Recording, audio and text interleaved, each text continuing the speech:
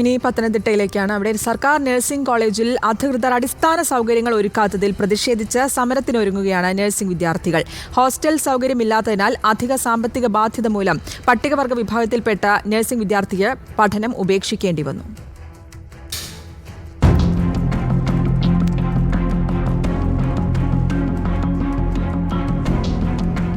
ആശുപത്രിയിലെ പരിശീലനത്തിന് ശേഷം വിദ്യാർത്ഥികൾ നടന്ന് പത്തനംതിട്ട സർക്കാർ നഴ്സിംഗ് കോളേജിലേക്ക് എത്തുകയാണ്. കോളേജ് ബസ്സില്ല. കോളേജ് പ്രവർത്തിക്കുന്നത് വാടക കെട്ടിടത്തിൽ. ഹോസ്റ്റൽ സൗകര്യം വിദ്യാർത്ഥികൾക്കില്ല. നഗരത്തിലെ മറ്റ് സ്വകാര്യ ഹോസ്റ്റലുകളാണ് വിദ്യാർത്ഥികൾക്ക് ആശ്രയം.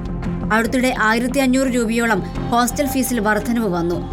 അധിക സാമ്പത്തിക ബാധ്യത മൂലം വയനാട് നിന്നുള്ള പട്ടികവർഗ വിഭാഗത്തിൽപ്പെട്ട വിദ്യാർത്ഥിനെ പഠനം നിർത്തിപ്പോയതായി രക്ഷിതാക്കൾ പറയുന്നു. ST വിഭാഗത്തിൽപ്പെടുന്ന കുട്ടി സാമ്പത്തികമായി വളരെ ഞങ്ങളിന്നിപ്പോൾ ഞങ്ങളുടെ മീറ്റിംഗ് ഞങ്ങൾക്ക് സങ്കടമുള്ള കാര്യമാണ്. ആ കുട്ടി പഠനം ഉപേക്ഷിച്ചിരിക്കുന്നു. കാരണം 6500 രൂപ പുറത്തുള്ള ഹോസ്റ്റൽ ഫീസ് കൊടുക്കാൻ കഴിയുന്നില്ല. അപ്പം അതിന് ഗ്രാൻഡ് കിട്ടും. പക്ഷേ ഈ ഗ്രാൻഡ് ഈ കോളേജിന് കിട്ടുന്നില്ല. കിട്ടാത്തത് ഈ കോളേജിന് ഈ ഗ്രാൻഡിൻ്റെ ബാക്കി ഈ INC അംഗീകാരം പോലുള്ള കാര്യങ്ങൾ വരാത്തതുകൊണ്ട് ഈ ഗ്രാൻഡ് ഇതുവരെ അനുവദിച്ച് കിട്ടിയിട്ടില്ല. കോളേജിന് ഇന്ത്യൻ നഴ്സിംഗ് കൗൺസിലിന്റെ അംഗീകാരമില്ലാത്തതിനാൽ വിദ്യാർത്ഥികൾക്ക് ഈ ഗ്രാൻസ് കിട്ടില്ല. INC-യുടെ അംഗീകാരമില്ലാത്തതിനാൽ വിദ്യാർത്ഥികളുടെ ആദ്യ സെമസ്റ്റർ പരീക്ഷാ ഫലം ആരോഗ്യ സർവകലാശാല തടഞ്ഞുവെച്ചിരുന്നു.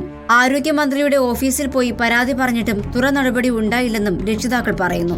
ഞങ്ങൾ നിരന്തരമായി മന്ത്രിയുടെ ഓഫീസ്, മന്ത്രിയുടെ പ്രൈവറ്റ് സെക്രട്ടറി മുഴുവൻ ആളുകളെയും കണ്ട് ഞങ്ങൾ നിവേദനങ്ങൾ സമർപ്പിച്ചു. ഞങ്ങളുടെ കോളേജിന് ഇത്രയും പ്രശ്നമുണ്ട്. അപ്പോൾ ഞങ്ങളുടെ അടുത്ത് ആദ്യം പറഞ്ഞത്, നിങ്ങൾക്ക് ആദ്യം വേണ്ടത് ബസ്സിൻ്റെ സൗകര്യമാണെങ്കിൽ 6 മാസം കൊണ്ട് ബസ് അനുവദിക്കാം, MLA ഫണ്ടിൽ നിന്ന് അനുവദിക്കാം എന്നാണ് പറഞ്ഞത്. പക്ഷേ 6 മാസം പോയിട്ട് ഇപ്പോൾ അടുത്ത അധ്യയന വർഷമായി ഒരു നടപടിയും. തിങ്കളാഴ്ച ആരോഗ്യമന്ത്രി വീണ ജോർജിന്റെ പത്തനംതിട്ടയിലെ ഓഫീസിലേക്ക് സമരം നടത്താനാണ് വിദ്യാർത്ഥികളുടെ തീരുമാനം.